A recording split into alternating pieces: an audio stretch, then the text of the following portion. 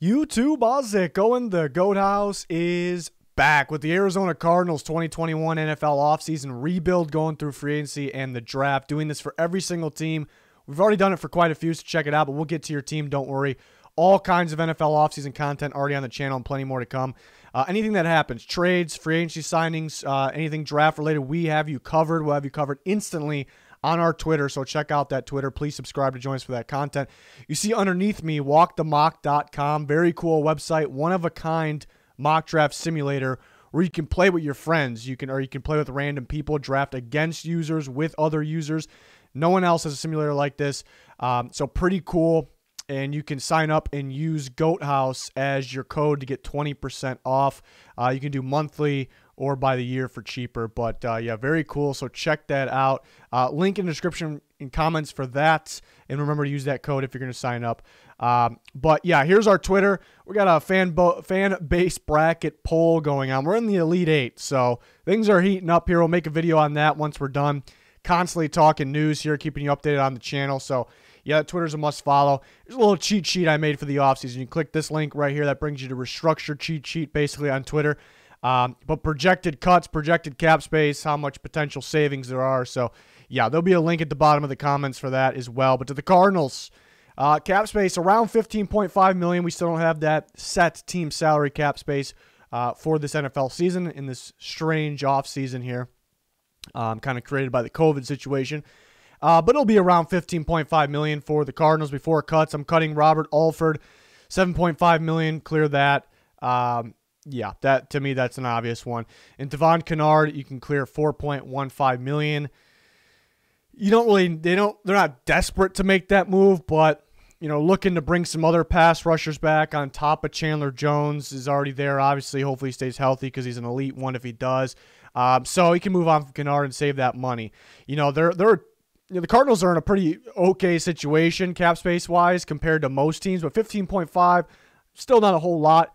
You want to make this a playoff team or more than that, so we'll create some more space. DJ Humphries, we can restructure his contract, which could clear $7.30 million, and we will push. It's not a pay cut; it's a restructure. We'll push that 7.30 and just divide it throughout future years. So clearing all of that here in this year. So clear a good amount of space there.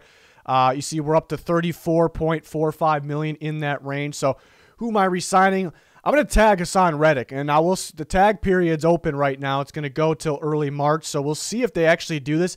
It is a tough call because you probably can get him per year cheaper than the franchise tag, but then you got to sign him multiple years, or perhaps you can sign him to a 1-year deal and it's cheaper than the tag.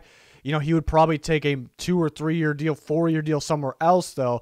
So you'd probably have to, offer multiple years. It could be cheaper than a tag. A little risky though, because remember they just declined his option before this year, so they didn't really trust that he can step up this much playing the correct position. But then he did what he did this year. You definitely would like him back. You can't just let him walk, but a little more of a trial run so everybody's comfortable. Hassan Reddick gets a pretty good pricey 1-year contract, a franchise tag, so that'd probably be the way to go. Dennis Gardick was starting to look really good before that injury late season. So another edge rusher they can bring back, probably on the cheaper side. Then Dan Arnold, they were a team that just uses the tight end less than any other team, and then they started to kind of get the tight end going, and that was Dan Arnold in this specific scenario with the Cardinals. He was looking pretty solid. So, yeah, 2 guys, Gardick, Arnold, that were starting to look really good. Will other teams value them that much? Probably not. So, I think you get them back cheaper here. So that'll be ideal. If they want to feature the tight end more, perhaps they can get better at the tight end position and get more of a matchup problem for teams. Then we kind of go to my first option here for free agency in the draft. They need a corner, that's for sure. Patrick Peterson gone. Peterson gone. He wasn't too good last season anyways, and they needed corners on top of that, whether he was back or not. So get a guy like J.C. Jackson from the New England Patriots, a playmaking corner. That'd be ideal because their pass rush with the guys we brought back, and remember Chandler Jones coming back, will create for those secondary players, and they can become playmakers, and J.C. Jackson already is that playmaker. He might be pretty pricey. Jonnu Smith, again, this rides on them valuing the tight end position more. Dan Arnold looked pretty good. got to give him credit, but I think that was more of a sneaky play. You know, most tight ends that could play like Dan Arnold probably would have had an effect on that. So if you had a mismatch guy, an athletic problem that you can do multiple different things, a guy that's getting better like Jonnu Smith, it could be a problem for other defenses. Cardinals need to open things up in the middle of the field. You know, they could use, in this scenario, I didn't grab a receiver, which could be a pretty big need because outside of DeAndre Hopkins, these other guys really weren't getting separation. They have that home run ability, guys like Christian Kirk.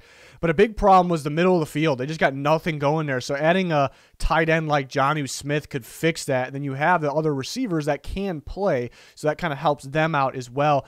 They're going to need another defensive lineman. They're going to need a couple defensive linemen probably, to be honest. So add a guy like Sheldon Rankins, who's pretty good if healthy.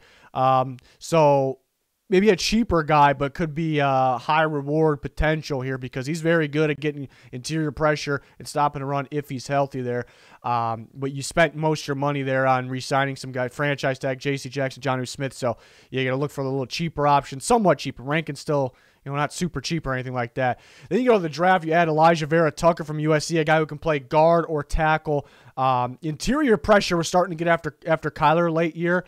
You know, he actually started to struggle a little bit, the offense in general, late year, and it's a mixture between, yeah, he's still growing as a passer, he's still young, and play calling wasn't that great, but interior and the receivers weren't getting that much separation. And the interior pressure, interior offensive line were allowing pressure, so a mixture of those things resulted in some struggles on offense. So adding a guy like Elijah Vera Tucker, who I think could be a dominant guard at the next level, but also can fill in tackle if you need him to, I think it'd be a great pick in this scenario. They needed a running back. We didn't bring back Kenyon Drake. Chase Edmonds is solid, but is he an every down back? You know, I don't think so. Javonte Williams, I'm a huge fan of him. So get a guy that can carry the load. He also can be involved in the pass game. He also can pass protect. He's pretty good blocker there. He'll actually put some blitzers in the dirt at times if you watch him on tape. So would love that pick for the Cardinals. You know, he'd have to drop a little bit there. You know, maybe they got to trade up a little bit. And like I said, they need multiple. They drafted some D linemen the last couple of years, some young guys that could step up, but they need more help. There, it hasn't really been too solid. So adding a bigger body guy like Tyler Shelvin from LSU here, so you know that could be ideal in this scenario. So we go to a different scenario. Yeah, looks a little different here. So you grab that running back in free agency. You know, a solid running back could really do some damage on this offense. You know, because teams are just trying to game plan for this, you know, college-style offense, you know, Kyler Murray running around and then just airing the ball out. So if you had a legit running back that can really keep teams on their toes, and it'll be tough game plan. So if they go out and pay a guy like Aaron Jones, it's going to make that offense, it's going to make Kyler Murray that much better. It's going to make his job easier. So if the Packers don't tag him, you know, teams like the Cardinals could be in on him, but there might be a bidding war. Yeah, again, they have to add a corner. I strongly recommend to add a veteran corner. You know, the other option, we had J.C. Jackson. This one, William Jackson. So two different Jacksons here. Because rookie corners are so hit or miss, but mainly, you know, that's not a reason to not draft them, because if you just don't trust your evaluation, then you shouldn't have your job. So I trust my evaluation, but they take a bit to develop, really. You know, rookie corners don't tend to make that much of an impact. We'll see. Sometimes some do. So I'd prefer to go for a veteran guy, because you probably need multiple of them anyways. So you had William Jackson, who sounds like he's going to get paid more than people kind of expected. Still a lot of upside from him. Very solid corner. And Matt Filer, yeah, a guy that can play guard or tackle. It was more familiar with playing right tackle, which they could use there. You know, see if a guy like Josh Jones can step up. But he played guard last year. They could like him at guard. So that helps a bit. Won't be overly expensive. The other two would be pretty expensive. Then you go on the draft. I had this in my most recent mock. Some Cardinals fans weren't too thrilled about it, because Elijah Moore isn't really a big first-round name yet. He will be. I think he's going to go in the first round. I absolutely love the fit with Elijah Moore and the Cardinals, so I had to do it here. I talked about it, that they could use a receiver, but maybe it's not specifically a receiver. It's just somebody that can dominate the middle of the field and get instant separation. That is Elijah Moore. He will play the slot. He got great footwork. He'll get separation. He's fantastic after the catch. It's a guy you can scheme up plays for, you know, with your, you know, quarterback, your offense, and I think it'll work wonders for this offense. So I view him as a tremendous fit, you know, and I think they will as well. We'll see if they end up with them, but they would have to use their first-round pick on him. And again, they need defensive line here, so get a guy like Tommy Tagai from Ohio State who can move around a bit. He can act as more of a traditional D tackle.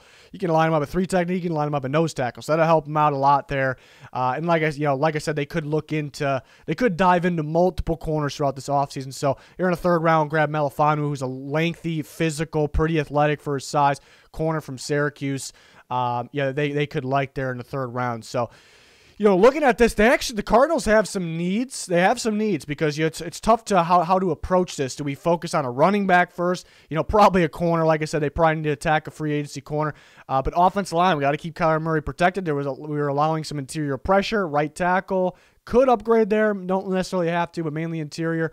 Maybe one guard spot. I mean, really anywhere on the interior you can upgrade. But then do we need a receiver? Do we need a tight end? Do we need to value the tight end position more? Do we need to, mainly let's upgrade the middle of the field, a guy that can get separation over the middle of the field. But the D-line, we got some young guys that could step up, but realistically, we could get better there. And because of our pass rush and then guys on the inside, like Isaiah Simmons is going to step up, like our safeties, Budda Baker, with those guys, we can create an elite defense. We just got to complete it, and the defensive line needs completing. So my point is, there's actually a list of needs here, but the good news is they have the opportunity to kind of create mismatch problems or being a game plan nightmare. Adding a really good running back could create problems for defenses. Adding that dominant guy over the middle of the field, Jonnu Smith, Elijah Moore. And like I said, they got some big-time playmakers in their defense, and they may not be that close to being elite defense, looking at how many needs they have, but if they do it right, they could be a pretty damn scary defense, like I said. So it's kind of bad and good. Diving into this, they end up having more needs than I thought they would, for sure, more needs, but they can become a scary team if they do this right, for sure. So I'm really excited to see what they do this offseason. We'll post these on Twitter like we do all these. You guys will vote or talk about which scenario is better. They're both different, so I like that. We do this for every single team, so hopefully you join us for all that, all of our other NFL offseason content, a lot of it on the channel, a lot more to come. Follow us on Twitter. Check out those links in the comments, pinned in the comment section. Pretty useful stuff.